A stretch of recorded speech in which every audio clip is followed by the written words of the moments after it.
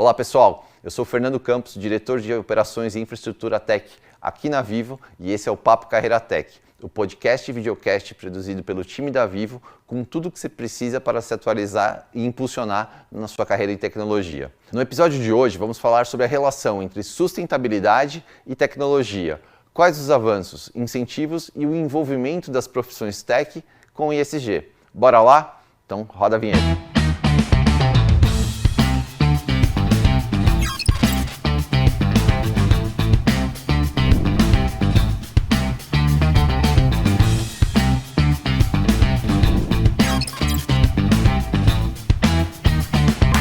Hoje eu tenho aqui comigo 3 referências na área de sustentabilidade, cloud computing e de gestão, profissionais mega engajados nesse tema.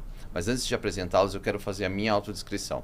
Eu sou um homem alto, tenho 1,86, magro, estou usando blusa preta e calça preta. E também uso barba. Começando pela Marsuri. Marsuri, muito bem-vinda. Obrigado por estar aqui com a gente. Obrigada, Fernando, pelo convite. E o time de Tech também. Estou bem feliz de estar aqui com vocês. Também vou aproveitar de fazer minha autodescrição. Eu sou uma mulher, estatura mediana, cabelo no ombro. Hoje estão encaracolados, porque mulheres mudam muito, né, então hoje eles estão encaracolados. Olhos castanhos, pele clara. Trabalho aqui no time de sustentabilidade da Vivo. Hoje sou uma das gerentes, né? Nós somos em 3 gerentes de sustentabilidade. Trabalho há bastante tempo, tenho mais de 18 anos trabalhando em sustentabilidade propriamente dito e 8 anos já na Vivo. Então, sustentabilidade e tecnologia entrou na minha vida há 8 anos atrás. Você tem 18 anos trabalhando com sustentabilidade. 18 anos trabalhando quando tudo era mato, quando ninguém falava, quando a gente estudava. E aí é muito engraçado, né? Assim, curioso, porque tudo que eu estudei ao longo, principalmente no começo, e falando de 2005 a 2010, que foi uma época que muito se estudava e tinham grandes problemas, e isso que a gente está vendo, infelizmente, acontecer hoje. O que era previsto no passado... O que era previsto se concretiza. Está se concretizando. Mas o que faz com que isso se torne uma agenda cada vez mais necessária. Mais relevante também, propositiva, né? E que vem de encontro com essa questão do ESG que se fala bastante também. Então, já é um tema de muito tempo. Tem muitos profissionais, e eu vejo meus pares profissionais da área de sustentabilidade vendo isso acontecer, os problemas e as soluções chegarem à mesma medida, sabe? Muito legal. Quero saber mais sobre isso. Iglá, bem-vindo. A gente também está aqui com o Iglá, é CEO da DIO, certo, Iglá? Bem-vindo. Isso aí, Fernando. Obrigado. Super prazer estar aqui com vocês. Obrigado pelo convite, Irã. Super prazer. Marsuri, super prazer. Super prazer, comunidade tech. A gente em peso aqui sempre acompanhando a Vivo. Eu sou o Iglá, CEO e cofundador da DIO. Vou fazer minha autodescrição. Eu sou um homem branco, cabelinho aqui prateado já aí, nos altos quase próximo aí dos cinquentinha. Tamo junto. 30 anos de experiência de tecnologia, homem branco, olhos pretos, cabelo preto prateado. É um prazer estar aqui com vocês. E a DIO é a maior plataforma gratuita de educação e tecnologia na América Latina, com 1,5 milhões de alunos.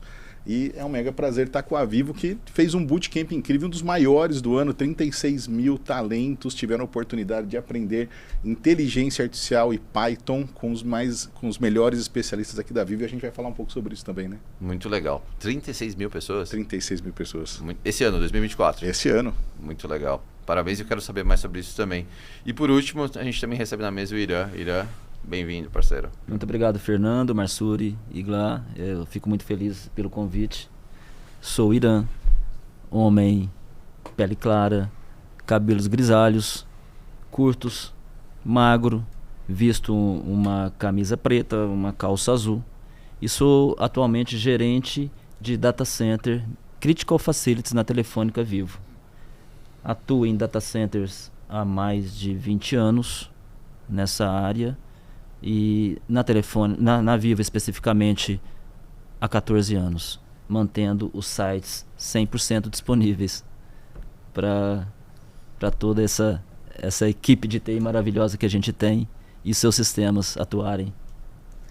Você está há 20 anos trabalhando com data centers, especificamente? Especificamente com data center há 20 anos. O que é o Critical Facilities que você fala? Existe o Facility, que normalmente tem quase todas as empresas, que é a jardinagem, a limpeza, a iluminação, a infraestrutura predial. E existe o Critical Facilities. É uma diferenciação. É ali que a coisa não pode, por exemplo, ter disponibilidade nenhuma. 100% disponível em energia, climatização, detecção e combate. Enfim, todo o sistema tem que estar funcionando integralmente. Por isso é chamado Critical Facilities. Esse Critical Facilities faz parte, compõe os data centers, é isso? Sim. É o que sustenta, é a base física, infraestrutura física para manter os servidores, para manter todos os sistemas de TI do data center no ar. Aí você não mexe nos servidores, você vai até a infraestrutura, e aí tem outras equipes que acomodam servidores, acomodam equipamento. Como que essa distinção, quem trabalha com data center, até onde vai esse perímetro? Sim. Existem basicamente 3 áreas, uma chamada Critical Facilities, que cuida dos geradores, no breaks, ar-condicionado, toda essa parte que eu citei. Garante a estrutura predial do data center. Exato. Com disponibilidade mínima hoje aceitável de 99,98% do tempo tem que estar no ar. Que é a definição de um Tier 3. Se a gente colocar isso em horas, dá aproximadamente 1, alguma coisa horas por ano de downtime. Ou seja, 100%. Até porque 1 hora de downtime significa mais 200 horas para repor tudo no ar de novo, né? Então não pode ter downtime. Tirando partindo para dentro do data center, existe uma equipe chamada Hands and Eyes, que é a equipe que toma conta do piso branco, dos servidores, dos equipamentos em si. Essa equipe a gente chama de guardiões do data center, Hands and Eyes, e tem a equipe de site suporte, que é a equipe que retira o equipamento do rack, insere o equipamento no rack. Faz uma manutenção já nos equipamentos propriamente equipamentos de TI propriamente ditos. Então, assim, nossa área, nossa gerência de data center da Vivo, toma conta dessas 3 grandes áreas atualmente. Muito legal, Irã. Vamos falar de SG? Bora falar de SG? Bora. Então tá bom. Marsuri, primeiro, para contextualizar nossa audiência, o que quer dizer o SG? Tá bem. Bom, SG, né, a sigla que tem sido, principalmente nos últimos 2 anos, muito falada, nada mais é do que definição. As suas ações ambientais, que é environment, mas é ambiental, social e a governança que você tem para um tema que é o básico, que é a sustentabilidade, que é a mãe, digamos, né?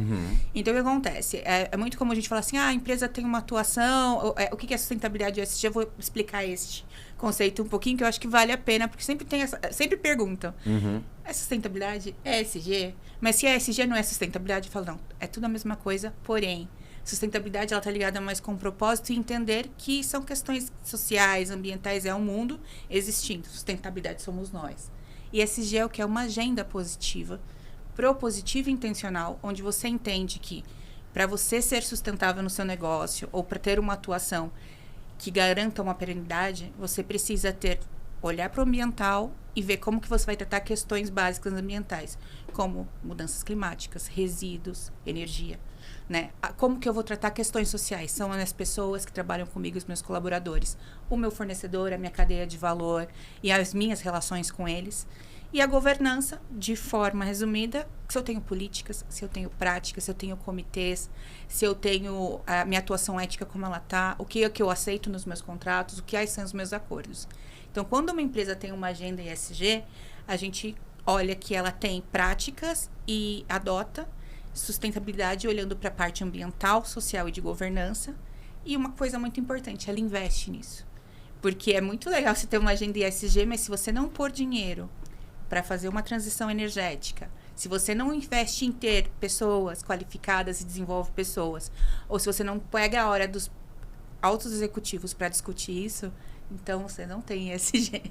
Então, você não pratica de fato. Você não pratica de fato. Então, o ESG está muito conectado a uma agenda que você investe tempo nela, que você se preocupa com esses temas e que você coloca isso considerando o seu negócio como um todo. Né? Então, de alguma forma, o que o ESG faz? Ele está mais conectado com as empresas. Então, você fala assim, ESG, negócio e ESG. Negócios, eles podem ser sustentáveis, de impacto, mas a agenda, o ESG, ele está muito conectado às empresas por isso. Porque precisa de tempo, precisa de investimento, precisa olhar para esses 3 temas básicos que são, de certa forma, estruturais para você avançar ou melhorar ou corrigir questões sustentáveis. E qual que é a relação da Vivo com isso? O que você tem de exemplo bacana que a gente pode compartilhar com a audiência? A Vivo, ela trabalha desde sempre. Ela tem a questão da agenda de sustentabilidade muito presente. É que, assim, houve um avanço nesses últimos 20 anos, né, com relação à pauta de sustentabilidade, né? Então, desde lá atrás, quando surgiram os primeiros estudos, aí a gente fala sobre os primeiros fóruns mundiais, quando a gente vai falar sobre Acordo de Paris, sobre Pacto Global, nós temos uma consistência aqui dentro que a gente acompanha isso desde o começo. Por exemplo, a Vivo, ela publicou o primeiro relatório de sustentabilidade em 2004. Já seguindo padrões GRI, que são os padrões internacionais. Tem 20 anos o primeiro relatório. 20 anos, exatamente, tem 20 anos, né? O nosso primeiro relatório, que hoje é um relato integrado, mais amplo, que cobre mais questões comerciais, porque a empresa é uma empresa de capital aberto. Mas, assim, a gente acompanha, então, tudo isso. A gente é signatário do Pacto Global desde 2010. A gente lançou as nossas primeiras metas financeiras de sustentabilidade em 2015. Então, é muito tempo. Metas não financeiras não conectadas com o resultado em 2019. Isso que hoje faz parte do bônus da empresa inteira. Então, essas questões, elas estão todas, levam a gente a uma crescente e uma consistência que acompanhou o desenvolvimento tanto da sustentabilidade na sociedade quanto da agenda ESG, né? Então, a gente fala assim, né, a gente chega num momento feliz agora de 2023 para 2024 com muitos reconhecimentos. E aí as pessoas falam, é uma coincidência, né? Ou algo que... Não, é uma consistência. É algo que vem sendo trabalhado. Que vem sendo trabalhado ao longo dos anos e que trabalho que foi bem estruturado e a gente vê que vai dando bons resultados. Né? Agora eu fiquei curioso com uma coisa. Na tua apresentação você falou que está há 18 anos atuando em ESG. 18 anos atrás, o que se discutia é parecido com o que se discute hoje? Ou era algo que se previa e hoje aconteceu? Como que é essa mudança do antes e depois? Eu comecei a trabalhar, especificamente, quando eu fui trabalhar no setor de construção civil pesada, eu já era formada. Minha formação, eu sou assistente social de formação e me especializei primeiro em responsabilidade social, empresarial. E aí, quando vou para lá, para 2010, foi a minha primeira formação em sustentabilidade, que era um curso era uma pós-graduação em sustentabilidade corporativa. Então, vamos falar, 2010 era um recorte, que já se falava de mudanças climáticas, já se falava que isso, que realmente, imagina, a luz pode apagar tudo, daí você apaga, a gente vê fenômeno, que não são fenômenos, na verdade, naturais, é uma questão que impacta negócios. Né? A gente ficou, ano passado, com geladeira desligada 4 dias, porque teve queda de energia. E foi árvore, foi uma manutenção, o que foi? Não sei, mas a gente vai precisar dessas empresas e as manutenções repensar isso. Isso você está falando a um incidente que aconteceu em São Paulo, isso, de energia elétrica, exato, de energia elétrica, acho que foi em novembro, se eu não me engano. Mas aí fala, foram as mudanças climáticas. Foram, mas acontece que o negócio não pensado na mudança climática que gera isso. Porque a mudança climática ela vai acontecer de alguma forma. Que são os fenômenos meteorológicos, que são as chuvas que não são tão previstas. A gente está aqui, hoje está um pouco frio aqui em São Paulo, né? Mas se amanhã, depois der praia, fim de semana, ninguém vai estranhar, porque a gente não tem estações definidas, né? Então, a gente não tem, espera o inverno, não se prepara para o verão. Pode acontecer tudo ao mesmo tempo, né? E isso, hoje, impacta o negócio, né? E o negócio, que é a gestão não prevista. Mas tem que fazer uma boa manutenção. Eu tenho que... o Irã trabalha com isso. Lidar com... Não pode lidar com os imprevistos, na verdade. Você acha Não. E foi bom você tocar nesse assunto. Data center, você tem que andar à frente do problema. Não tem como ter problema, Exato. Porque no segundo você já tem a queda. Não dá para esperar acabar a energia para reagir. Você não pode testar, isso. Né? Não dá. O teste tem que ser antes. Entendi. Mas uma coisa interessante que você citou, que a sua área, ela mexe direto ou indiretamente com toda a companhia. Nós, em data centers, nos preocupamos com energia, com testar geradores. Mas quando vem a sustentabilidade junto, agora a gente vai usar a energia de forma mais racional. A gente vai testar geradores de forma mais racional. Porque precisamos mexer nessa questão. Precisamos melhorar né? E é esse desenvolvimento que a gente fala, porque assim, a gente tem a teoria, mas a prática, que acho que o tempo leva, é a questão... a gente não vai mudar um negócio, e nem pode, na verdade, a gente está ali só para alertar questões que precisam ser feitas, e assim, a gente precisa reduzir emissões, reduzir energia, reduzir uso de água, combustível só se for o último caso. Então, tem muitas coisas que estão ali e que você pensar sustentabilidade dentro da empresa, você pensar já o negócio, e considerar isso no negócio. No negócio. E aí, quando a gente fala de novos profissionais pensando isso, é já considerar isso. Não existe não pensar. Eu vou ter vou construir uma casa, se eu não vou pensar o quanto que ela vai gastar de água, o quanto que ela vai gastar de luz. Se isso vai ter um aquecimento um aquecimento térmico ou um conforto térmico que não vai existir. Então, você começa a pensar nessas variáveis. Então, você já nasce... se você pensar antes, você não vai ter o problema, né? Isso me remete no nosso primeiro episódio da segunda temporada aqui do Papo Carreira Tech. A gente falou que a tecnologia ela vira quase um skill, né? Algo que você precisa ter no teu repertório por definição, né? Não é algo para quem trabalha com tecnologia. Todo mundo precisa ter um pouco de tecnologia como skill. As carreiras verdes, você acha que isso também viram um skill? Eu creio que sim, né? Porque assim, a gente tem profissionais que já começam os novos profissionais, as novas situações, elas exigem novos desafios e novos profissionais, eles vão se criando, né? Até um tempo atrás, a gente tinha o profissional de sustentabilidade, um engenheiro ambiental, uma pessoa que estuda a parte social, né? Enfim. Depois de um tempo, a gente começa a olhar que eles começam a ser... Hoje tem engenheiro especialista em gestão energética, engenheiro especialista em mudanças climáticas. Por quê? Porque se precisa se medir, precisa se quantificar, precisa reinventar. E até quem não é dessa área, eu acho que se você vai montar uma empresa, né? Fazer uma startup, você vai fazer um novo negócio, qualquer que seja, você vai ter que pensar na eficiência. Seja estrutural, seja de dinheiro, a parte financeira, que também é sustentabilidade, porque você vai pensar nos gastos, nos custos, na forma da lógica. E uma palavra que é muito importante, no impacto positivo. Como que você vai impactar positivamente ou como que você pode entregar impacto para a sociedade com o seu negócio. Entendi. Que aí vão para os negócios sociais, né? É verdade. E só complementando aqui, é uma coisa que a gente trabalha com várias empresas grandes e com a Vivo, a gente, na nossa parceria de né, de social, a gente sentiu algo muito fantástico, porque todo esse trabalho que é feito de longo prazo, aí, de mais de 20 anos, aí, emitindo um relatório de impacto social, impacto no ambiente, transformação, uma boa governança, reflete na cultura da empresa. E aí a gente foi fazer o nosso bootcamp, nosso treinamento imersivo de tecnologia para democratizar todo o conhecimento, e a gente sentiu o time de tecnologia da Vivo muito diferente, muito aculturado. Legal, e como que a gente vai ajudar? E como que a gente vai pensar em incluir? Em como que a gente vai pensar em alcançar pessoas que de repente estão em vulnerabilidade social? Gente, está todo mundo pensando no segmento A, no segmento B, no grupo subrepresentado C. Então eu acho que reflete um pouco isso. Quando a gente vê um trabalho eficiente da empresa trazendo resultados consistentes, a transformação cultural ela acaba sendo algo muito importante. Acaba influenciando o indivíduo, o colaborador. Influencia o indivíduo, porque a responsabilidade pelo mundo é nossa, acho que é individual de cada um.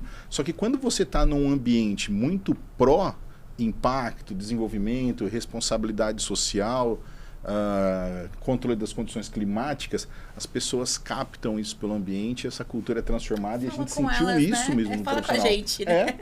E às vezes nem é uma ação super específica que está na área, mas por ter diversas ações integradas, as pessoas captam o ambiente e transformam o seu modo de tomar decisões e de participar mais ativamente nesse dia a dia da transformação. E como que a gente conecta o ISG com a tecnologia, ou a responsabilidade social com a tecnologia, pela tua experiência? Boa, Frindô. Acho que uma das partes da DIO que acho que foram essenciais na nossa jornada, a gente foi fundado com uma teoria de transformação. Então, antes de qualquer coisa, a gente foi lá, qual que é a nossa teoria de transformação? O que a gente vai fazer no mundo? Porque a gente nasceu querendo fazer o bem há 6 anos atrás.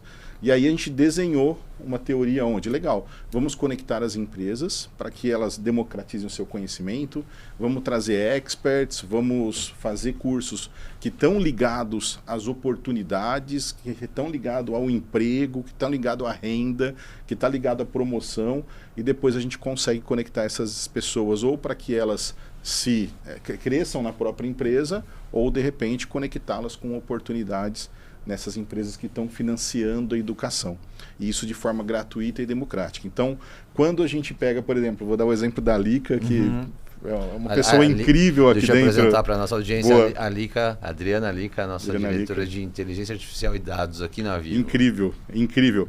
A energia que ela trouxe. Então, quando ela pega e fala, poxa, a Vivo é líder de mercado no segmento do que ela faz. Então, quando ela leva para democratizar esse conhecimento, como que o Python é desenvolvido aqui dentro, como que os bancos de dados são gerenciados, como que é a cultura, quais são as metodologias, isso se torna algo acessível a pessoas que potencialmente não estão aqui dentro, mas que estão bebendo dessa água que vocês estão potencializando. Então, acho que a tecnologia ela se conecta num primeiro momento dessa forma, onde está dentro da nossa metodologia. Dentro da DIO também a gente está ligado a 4 ODS, né? Então a Agenda 2030 da ONU, educação... O que é o ODS? ODS são os Objetivos de Desenvolvimento Sustentável. Tá. A ONU desenvolveu uma agenda bem clara de objetivos e ações para que em 2030 o mundo seja um mundo melhor. E dentro da perspectiva nossa de criação do nosso negócio, são 4 ODS. Educação de qualidade, então como que a gente melhora o sistema de ensino de tecnologia para que ele seja mais efetivo, a redução das desigualdades, que é como a gente democratiza, como a gente consegue conectar grupos subrepresentados em vulnerabilidade a oportunidades gigantescas. Tivemos contratações através da nossa plataforma pela Vivo, talentos incríveis que talvez não seriam tão acessíveis, mas que a Vivo teve acesso através dessa metodologia. Inovação, então como que a gente cria pessoas capazes, forma pessoas capazes de ir para dentro das empresas e ajudar a transformar a empresa. E a gente tem o último que é trabalho decente. Então, poxa, a gente trabalhar dentro de normas legais, dentro de normas específicas, com qualidade e com crescimento. E aí, a última parte surgiu, que é o quinto, surgiu no ano passado na agenda de Nova York, lá da ONU, que é a parte de clima. Uhum. Que aí a gente pode explorar um pouco mais depois aqui, que é, poxa, o indivíduo, engenheiro de software, a engenheira de software, eles têm responsabilidades no mundo também para reduzir menos a pegada de carbono, consumir menos data center, né, Renan? E como isso se dá? Como isso é possível? Você tem diferentes práticas, né? Hoje você tem diferentes práticas e são 2 órgãos, por exemplo, que a gente segue dentro da DIO para ensinar os talentos que estão na comunidade. Então, um é a Linux Foundation, que tem uma certificação que fala qual a melhor prática de você usar menos CPU, de você usar menos memória, de você estruturar uma interface com cores mais acessíveis, mas ao mesmo tempo que consuma menos energia dos monitores, práticas de engenharia incrível. E a Green Software Foundation também, que tem práticas de projetos de como consumir menos energia. Então, como que de repente eu deixo algo em estado de hibernação? Como que eu uso menos processos assíncronos? Então, a gente pode explorar um pouco mais, que são diferentes técnicas de engenharia de software que contribuem para um ambiente mais sustentável do ponto de vista de ambiente, né? Isso é curioso, né? Porque quando a gente pensa, né, na codificação, quanto mais eficiente o código, a gente, em geral, pensa melhor vai ser a experiência do usuário.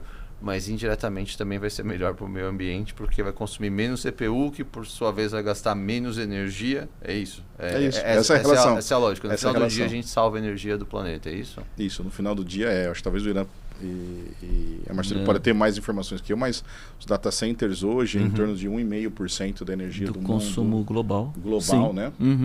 E com tendência a crescer 1,5% do consumo global, com tendência de chegar a 6% com inteligência artificial, machine learning e mais uma série de outras tecnologias que estão chegando. Quanto mais capacidade computacional, maior o consumo de energia. Cada nova tecnologia, ela consome mais, né? Ela tende a... E aí é uma coisa interessante, que aí tem o desafio, que é o que o Iglar falou, como fazer disso mais eficiente, mas não perder em processamento, em função. Como tornar isso mais eficiente, porém, ao mesmo tempo, como economizar, né? Como economizar em energia, em ar-condicionado. É uma conta que os fabricantes estão o tempo todo pensando. Como que eu processo mais e esquento menos o equipamento? Materiais, componentes. E aí uma outra coisa interessante. Ira, esse ponto se fosse um carro, é como se eu dissesse como ele vai mais rápido gastando menos combustível. Esse é o ponto. E olha só, o Fernando deu o exemplo de carro. Um motor a combustão, hoje, os que a gente conhece, a eficiência deles para transformar em trabalho, ao final, transformar em movimento, é cerca de 30% do combustível que ele usa. Olha o tamanho da perda, né? 70% do combustível ele não vira energia. Ele não vira a energia que ele poderia virar. Não vira movimento, ele não verdade, vira né? o movimento, ele não... Equipamento de TI, a mesma coisa. Então, por exemplo, para fazer um processamento para essas novas tecnologias que estão vindo aí, precisa de equipamentos super potentes que vão... No universo nada se cria, nada se perde, tudo se transforma. O processamento, a energia vai se transformar em alguma coisa. Ou é em tráfego de bits e bytes, ou é em calor. Ou ambos, né? E aí vem uma questão. Como dissipar todo esse calor que está sendo gerado por essas novas tecnologias? Não, também não é só salvar a energia, porque gerou calor, você precisa resfriar o ambiente. Esse é o ponto. Entendi. E aí vem o PUE. O famoso PUE. O que é PUE? Power Usage Effectiveness. É o uso eficiente da energia. Que é aquela relação do motor do carro de 30% de conversão, o PUE é isso. Aí eu vou dar um exemplo. Essa eficiência. Eu vou dar um exemplo para... O PUE, as pessoas às vezes acham que é um monstro, mas é muito fácil. Eu vou dar um exemplo de um chuveiro. Imagina, todo mundo tem um chuveiro elétrico em casa, ou quase todas as pessoas usam um chuveiro elétrico no banheiro. Chuveiro elétrico, 5 kW, ele gasta 5 kW aproximadamente de energia para esquentar sua água. Mas vamos supor que você queira que o seu banheiro fique frio e que o seu chuveiro fique frio. A parte mecânica dele não esquente. Você coloca um ar-condicionado dentro do banheiro. Nunca vi isso. Né? Isso é só... Estou tentando imaginar um banheiro com ar-condicionado. Isso é só para eu trazer um data center para dentro da nossa casa. Então você tem um chuveiro funcionando, esquentando sua água, que é o trabalho que você quer, água quente.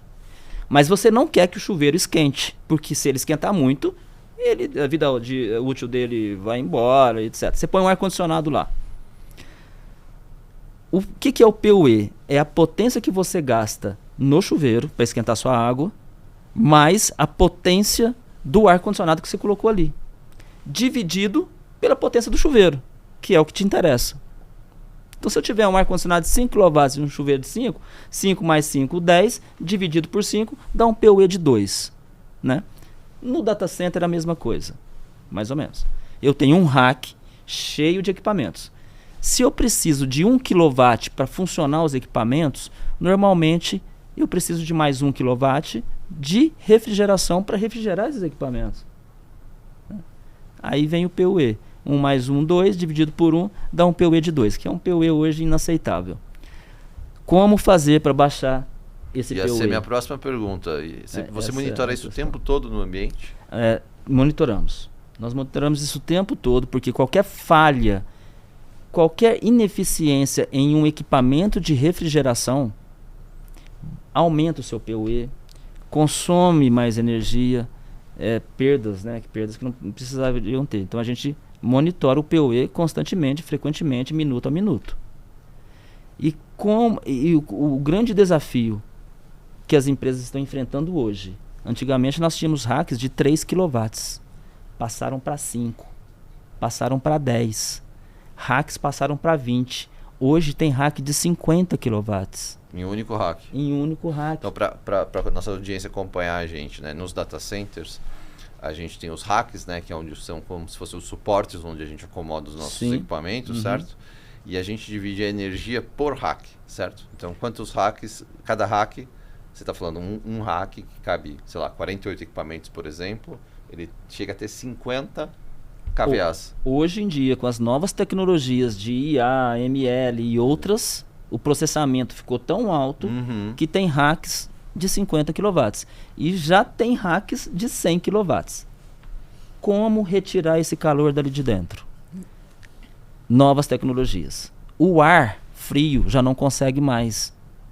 O normal é você resfriar o ar e empurrar para dentro do data center. Mas nesse processo de você esfriar o ar, empurrar para dentro do data center, esse ar passar no equipamento, existem perdas, muitas perdas. O que está sendo pensado e já está sendo executado? Leva a refrigeração para dentro do rack. Então ar já não dá conta mais. Então leva-se líquido gelado para dentro do rack. O pessoal que é gamer aí e gosta de jogar, as placas de vídeo, os monitores já tem, né? Alguns computadores gamers já tem refrigeração líquida, inclusive, né? Existe a refrigeração líquida, que é o líquido rodando dentro do rack, e aí tem um processo ou de contato ou do ar mesmo passando ali, mas já está próximo da carga. E existe agora a mais recente, que é mergulhar o equipamento dentro do líquido. Mas esse líquido precisa ser um líquido especial, precisa ser dielétrico, não pode conduzir naturalmente. Né?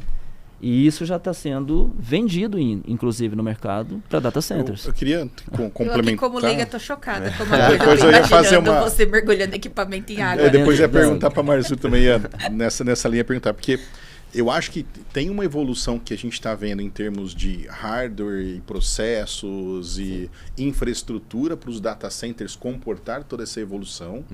A gente tem a preocupação aí desse 1,5% a 6% de energia no mundo, porque inteligência artificial depende de dados e depende de um volume altamente excessivo. Só que a gente vê duas funções dentro da área de engenharia de software essenciais. O primeiro, o arquiteto de software, que é quem vai definir como os dados serão armazenados, qual o tipo de tecnologia, junto aí, de repente, com o cientista de dados, para falar que tipo de dado que precisa realmente ser armazenado. Eu ainda não vejo um movimento bastante grande, mas a gente sabe que é uma responsabilidade nossa sempre, mas às vezes precisa a gente evoluir mais na educação dos arquitetos, para que eles também pensem o que é necessário fazer, qual a melhor metodologia, qual a melhor linguagem, quanto de armazenamento, o que tem que ficar em hibernação, o que não tem que ficar em hibernação, o que é processo assíncrono, o que é processo assíncrono. Para ser sustentável. Isso. E do outro ponto de vista, os engenheiros de software que vão executar aquela arquitetura para que eles consigam desenvolver um código mais limpo. Desenvolver um código, a gente vê códigos hoje com loops infinitos, com questões aí que acabam acessando o banco muitas vezes mais do que seria necessário. Hoje tem tecnologias de cache. Então, eu acho que ainda é um grande desafio cultural essas duas funções, assim como o DevOps, assim como outras pessoas, também estarem pensando na sua arquitetura, como levar isso e saber que isso impacta o clima e aí impacta a energia, impacta a pegada de CO2. E aí o desafio começa a entrar nas áreas de sustentabilidade também, porque fala, poxa, legal, eu estou me preocupando internamente com inclusão, diversidade, estou me preocupando com minha pegada de carbono interno, só que eu estou produzindo um artefato importante que é software, porque todas as empresas são de tecnologia, né, Marcelo? E aí eu acho que aculturar isso talvez é um novo desafio, né, que a gente vai viver. Tem um gancho aí que com o advento da cloud, né, dá a sensação que não existe mais o data center físico, né? Tá na nuvem. Tá na nuvem, não sei. Então agora não precisa mais se preocupar lugar, com isso, mais ou menos, né? Porque no final a cloud está rodando sobre um data center físico, né? Então a preocupação vale independente se você roda num ambiente de data center tradicional ou na cloud. No final das contas está todo mundo consumindo energia, né?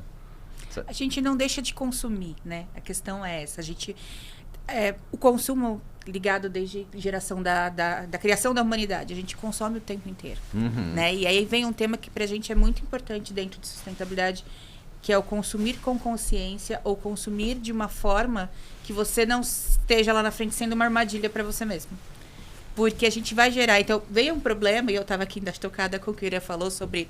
Eu fiquei visualizando mergulhar um negócio que pode pegar fogo, que dá choque dentro da água, que eu sou penso que tecnologia mergulhada vai dar choque, sabe? Então não vamos falar água não, para os nossos internautas não acharem que é isso. Né? É líquido que não conduz a energia, tá? É não, um líquido especial, é um dielétrico aí. Pro pessoal das antigas, eu vi um desenho de Tom e Jerry, sabe? Uma coisa assim, você vai lá, mergulha, dá choque, a pessoa volta. Não façam isso em casa, não é água. Tá, mas assim, uma das premissas da sustentabilidade é o consumir consciente. A gente não vai deixar de consumir. Né? Não vai, nós somos uma sociedade pautada por consumo, a nossa sobrevivência está ligada a isso, e a sobrevivência das gerações, e do avanço da sociedade. Porque a gente precisa, isso tudo é maravilhoso, a tecnologia fez a gente avançar a passos largos, a evolução, a ter uma vida mais longeva. Porque isso foi graças a tecnologias que a gente consegue hoje viver até os 90 bem. Né? Sim. Eu quero viver até os... Eu tô chutando bem que eu quero viver até os 90. A gente vive mais, a gente se programa mais, a gente tem confortos. Técnico, por causa de ar-condicionado, conforto de vida, enfim, tudo que a gente faz, isso é propiciado. Só que se a gente não pensa no antes, que é o gastar dado, que é investir muito, se você não olhar que isso tudo vai ter esse impacto ambiental, físico da nuvem, que também é, a gente fala, tá lá na nuvem, lá, quem é essa pessoa, né? Quem é essa pessoa? Eu, a leiga, né? Tá lá. Mas também tem dados da questão de privacidade, questão de segurança, né? Tem muitos fatores, dados também tem essa questão que está conectada com a questão de sustentabilidade, que são as privacidades e o acesso e o direito das pessoas. Você tem uma conta numa determinada página de uma rede social que você não consegue se retirar de lá. Por quê? Porque você já deu um termo de aceite lá atrás, quando tudo queria usar, né? Então, tem essas conexões. A gente tem aqui na Vivo, até para conversar, né? Se vocês conheçam, um portal chamado Portal Dialogando, sobre o uso responsável da tecnologia. Já tem 8 anos esse portal. E lá a gente fala sobre a questão de cibersegurança, sobre navegar na rede, sobre a questão de eficiência e fala um pouco sobre... Tem muitas conversas que é com a sociedade em geral, então ele é um portal aberto, a gente fala com a sociedade sobre isso, temas que importam na tecnologia, como navegar seguro, ou como usar o melhor que tem no mundo da rede, sabe? E a gente traz um pouco desses temas de consumo sustentável, consumir de forma consciente. Esse portal está disponível para os nossos colaboradores? É para a sociedade. Para a sociedade, ele é aberto? É www.dialogando.com.br. Ele é um portal para a sociedade. A gente, às vezes, traz internamente aqui para o colaborador. A gente tem um acesso muito legal. Tem podcast, tem videocast, tem websérie. Aí a gente traz essa questão dos direitos digitais. Fala sobre relacionamento em rede. Fala sobre... Às vezes, traz sobre deepfake. A gente fala sobre bitcoins. A gente fala sobre muitos temas que é uma fonte confiável. Então, gente, se vocês quiserem uma dica de procurar temas sobre relacionamento e comportamento ligado à tecnologia... Dialogando é um bom portal. Então, ó, já vou pegar aqui a carona aqui com a Marsuri. Ela já antecipou um quadro nosso que é a dica de ouro, né? Então, muito bem, ótimo. É que eu lembrei nessa conversa para observado. Desmistificar a rede. Porque eu falo muito que a gente não Super conhece, a gente viaja, né? E a gente cria um monte de teorias que não são necessárias.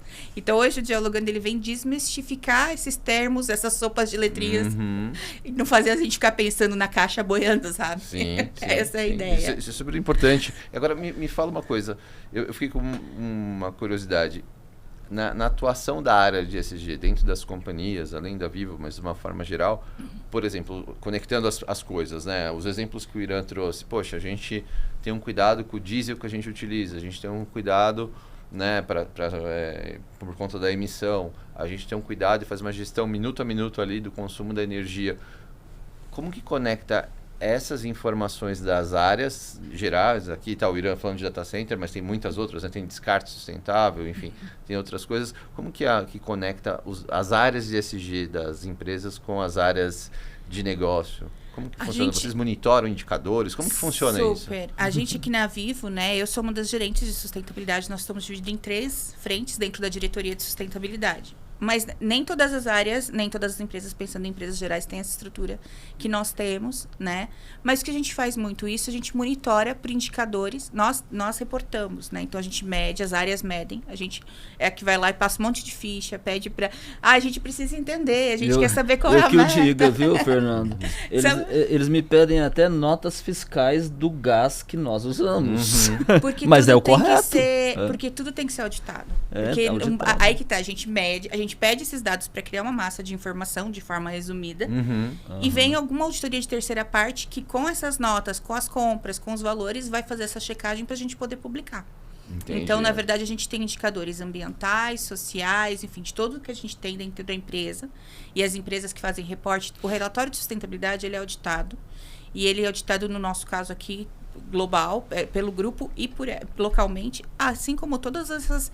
Por exemplo, nós fomos reconhecidos pelo 3º ano passado como uma empresa A no CDP. Né? CDP é o Climate Change que eles fazem, é uma instituição das mais importantes para questões de mudanças climáticas. E a gente tem que submeter e dar nota, e colocar dados, e mostrar toda a estratégia, e colocar resultado ano a ano, meta de longo prazo, carta de manifestação, um monte de coisa. E eles analisam a nossa estratégia, de forma resumida, de sustentabilidade para mudanças climáticas e diz, vocês são uma empresa que estão num padrão de excelência, né? Então, a gente está, nota A, então a gente tem um padrão de excelência porque a gente está trabalhando e atuando para a questão da redução do impacto das emissões e em prol das mudanças, da redução de impacto de mudanças climáticas. E quando a gente fala, então, de uma área de sustentabilidade dentro de uma empresa, vai muito além da mensagem, né, da intenção, vai além da motivação, no sentido, né, de passar uma mensagem positiva, a parte educacional da coisa, mas também vai até o fim, ou seja, vai até o fim, é um ciclo completo, né?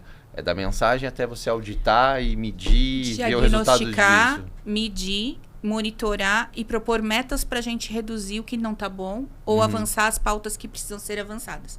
Então, a gente fala de avançar a pauta, por exemplo, social, né? Ele até lembrou da questão do desenvolvimento sustentável.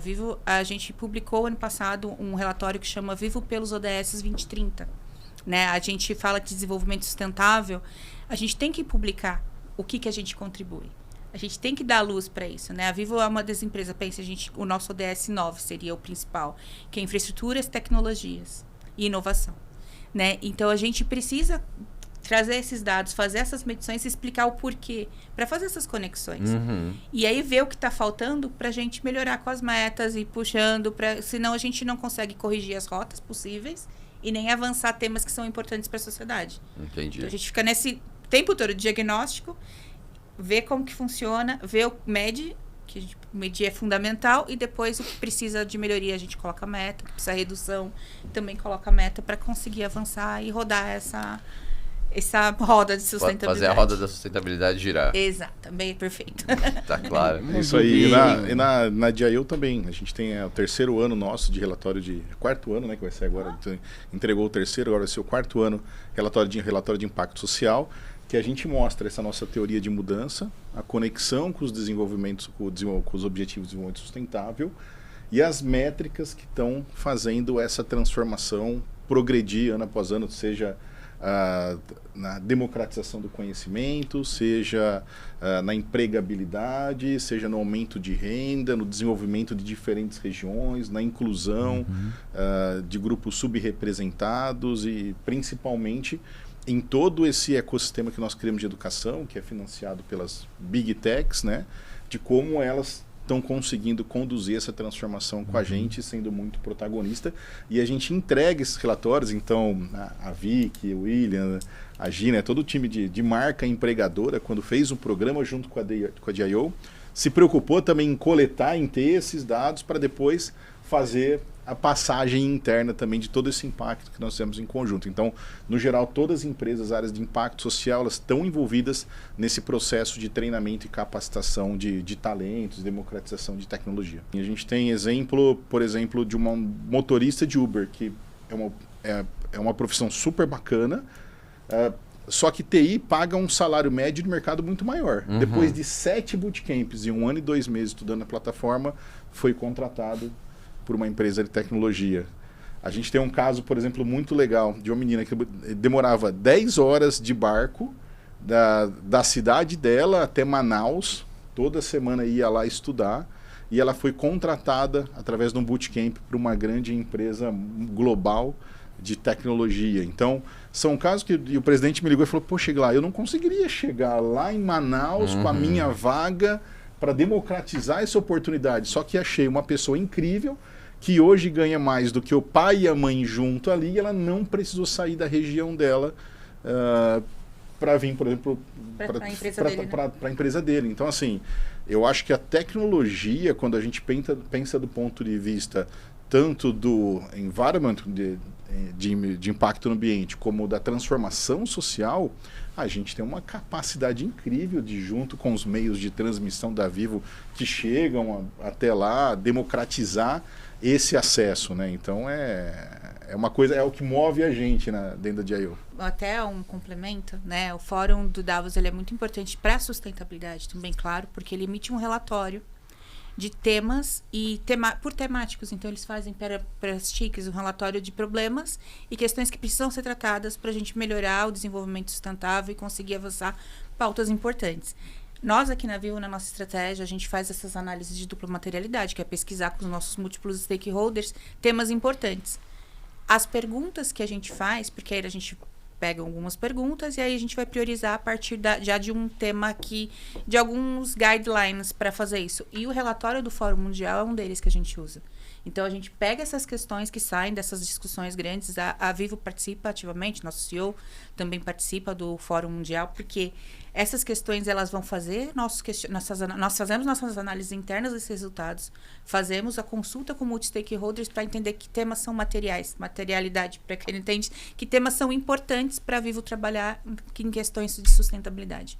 Então, tudo isso vem para nós e isso a gente internaliza na nossa estratégia. Muito bom. Isso, a gente está assim, são diferentes grupos, e o legal é que esses relatórios, a gente participa do futuro do trabalho, são diferentes grupos que vão debatendo ao longo do ano esses relatórios para chegar-se à identificação de potenciais melhorias. Novas oportunidades. Muito bom. Pessoal, eu queria mudar para passar dos nossos quadros rapidinho para a gente compartilhar com a audiência e aproveitar que a experiência de vocês. Conta pra gente, por favor, cada um de vocês, uma dica de ouro para nossa audiência. Pensando na carreira, pensando nas oportunidades. Mais uma dica de ouro, né? Porque já foram várias. O que vocês sugerem, hein? Eu posso falar uma de tecnologia, assim. A inteligência artificial já é uma realidade. Eu acho que o mundo vai se transformar muito mais. Hoje a gente está só no começo. Claro que a inteligência artificial generativa, que é o que tomou maiores proporções agora, mas os adventos de machine learning e inteligência artificial já são aí bem antigos os estudos, né? Mas agora se democratizou. Buscar a produtividade. Eu acho que a dica de ouro é: a inteligência artificial não vai substituir as pessoas. O que vai substituir as pessoas são as pessoas que conhecem a inteligência artificial. Usando como alavanca. Como alavanca. Então, se você é um profissional de tecnologia, independente da área, se é área de qualidade, se é área de front-end, back-end, procure se adaptar o mais rápido possível às ferramentas que te tornam mais produtivo. Então, no caso do desenvolvedor back-end, qual é a ferramenta que gera teste automático? Eu estava conversando com alguns júniores, a gente conversa muito, e conversando com algumas pessoas mais júniores essas últimas semanas, e o pessoal comentou: poxa, a IA é o meu novo dev sênior. Porque geralmente o júnior vai lá no sênior conversar, trocar ideias, e hoje ele tem inteligência artificial que ele pode tirar. Então, fique antenado às ferramentas de tecnologia que vão surgir para te tornar cada vez mais produtivo em diferentes perspectivas, seja um pair programming que você precisa fazer, seja desenvolvimento de um teste, seja uma tomada de decisão de um melhor framework, para que você seja mais produtivo e aí você consiga se adaptar a essa nova economia que já surgiu aí e que tende a ganhar dimensões ainda maiores. Então, essa seria a minha dica aí para a galera de tech. Boa dica, eu concordo plenamente com essa história, né? Você ter o copiloto ali, né, programando junto contigo. A curva de aprendizado, ela fica muito mais acelerada, então vale a pena, recomendo seguirem essa dica. E você, Irã, me dá uma dica para a turma que quer trabalhar com data center. Se eu quiser trabalhar no teu time, o que eu tenho que estudar, meu? A minha carreira, eu digo que ela foi meio que previsível, porque eu gostava de energia elétrica, gostava de consertar as coisas. Então eu fiz uma engenharia elétrica, né?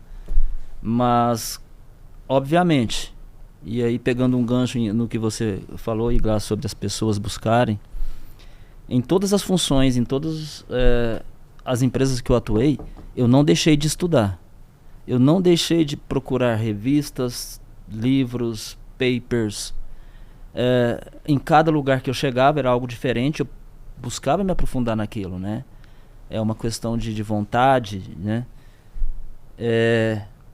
Mas quando chega em data center, Fernando, aí a coisa meio que muda de figura. Porque a coisa fica crítica. Eu já trabalhei em hospital com engenharia clínica e é tão crítico quanto data center, porque isso está lidando com vida de pessoas, né? Existem alguns cursos sensacionais, de acesso moderado a fácil, de um instituto chamado EPI, que ele tem os cursos de CDCP, que é certificados para profissionais de data center, CDCS, para especialistas, CDCE para experts, CDFON e vários cursos que são especializados para quem quer trabalhar na área de data center. Na área de missão crítica. De no missão ambiente de missão crítica. Critical Facilities. Boa. Então essa é uma dica para quem quer. E eu conheço engenheiro civil que trabalha com data center e com muito êxito. Engenheiro mecânico. Até mesmo teve um agrônomo uma vez que eu conheci que trabalhava com data center. Entendia, né? Mas eu queria deixar mais uma. Por favor, Só que vamos lá. mais no campo filosófico.